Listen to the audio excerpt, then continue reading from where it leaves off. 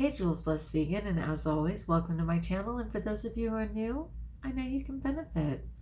Did you notice the icon for this video? It's so brilliant. It's an eagle with a crow on its back. And no, that's not photoshopped.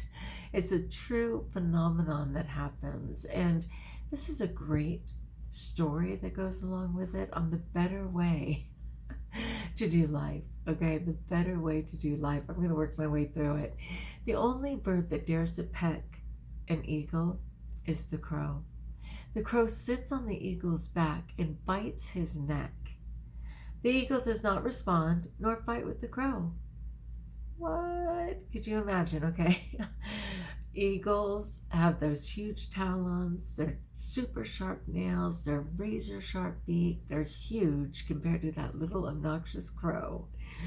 And yet it has the grace to not act on it. It says the eagle does not respond nor fight with the crow. It does not spend time or energy on the crow. All right, people, let's take it in. Think of your life. Think of that little crow. What are the obnoxious things pecking at you? And would you have the grace to not spend any energy at all or fight at all with that obnoxiousness? Can you imagine the grace? Instead, this is so brilliant, it just opens its wings and begins to rise higher in the heavens. Okay, I would liken that to not only being more secure in who you are in the moment, but to dare to pray and align yourself with the heavens, which is just the better way. Check it out. The higher the flight, the harder it is for the crow to breathe. And eventually the crow falls off due to lack of oxygen. Do you love that? To essentially starve whatever the obnoxious nightmare is of all its oxygen. By raising above, by rising higher, that when they go low, you go even higher. I mean, come on. This just spoke to me. I absolutely love it. So it says, learn from the eagle and don't fight the crows. Just keep ascending. They might be along for the ride, but they'll soon fall off. Do not allow yourself to succumb to the distractions. Keep your focus on the things above and continue rising. The Lessons of the Eagle and the Crow by Solara. I don't know who Solara is, but thank you, Solara. What a fantastic message. Yeah, because sometimes I do let things get to me, and it's like, why? You know, just why? Honestly, I gotta really pray about this one. I'm gonna read the whole thing without interruption. Ready? The only bird that dares to peck on the eagle is the crow. The crow sits on the eagle's back and bites his neck. The eagle does not respond nor fight with the crow. It does not spend time or energy on the crow. Instead, it just opens its wings and begins to rise higher in the heavens.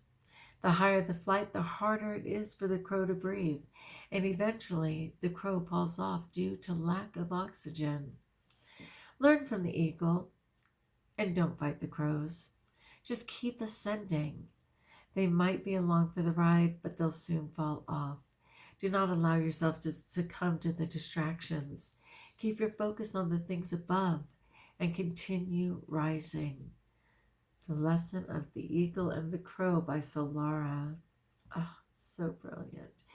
You know, I was also thinking about how a fire and flame needs oxygen, you know, to thrive, to burn, right? And that to suffocate it, you remove the oxygen. You know, why do we give so much credence to the little crow when we are phenomenal eagles? Are you kidding me? Love that one. Gonna have to pray about it. All right, my friends, I just wanted to check in. Like if you like, join us if you haven't. Subscribe. Let me know in the comments below how I may support you. And I'm going to ask you to support me because last month I made it 27 days of abstinence. I was completely clean and was going to be clean forever, and yay me.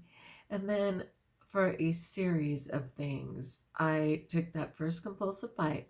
You know, the 12-step program just says avoid that first compulsive bite, that first trigger food, whatever it is. Well, that first compulsive bite lasted for 7 days.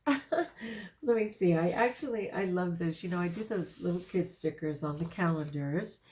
And I went ahead and just pulled mine apart and stapled it from the months I did last year so that I could just have kind of a running record for myself. So, yeah.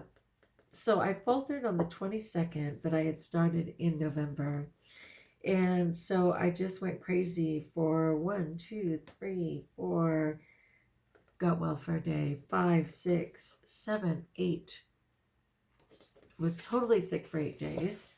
And then sometimes it's really hard because even though you opt to get clean, it's super difficult because your body already has all the toxicity in it from the binges. But I just absolutely said, I don't care that I've been binging to the night before. Okay, New Year's Eve. Literally, I can't even tell you, consuming 10,000 calories New Year's Eve, knowing that the chance that on New Year's Day I would be clean, and maybe the day after, but the following day I might falter again as my biome started screaming for all the toxic waste that I just reaccustomed it to. But one day at a time, and incorporating living food, the sprouts and the microgreens give me so much strength. I find myself once again at day 27. So, at the risk of faltering on day 28 again, not only is my food prepared, but I wanted to say to my JVV community to be thinking of me, because I don't want to repeat that pattern. I want to make it through this month clean. I want to make it through my life clean. But I absolutely have all the means, the tools, the food, and the grace to do that.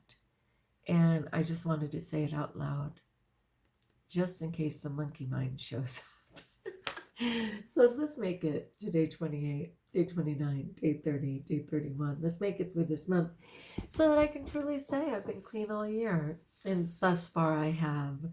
All right. Thank you so much, you guys. Until we talk again, best of all, know that you're blessed.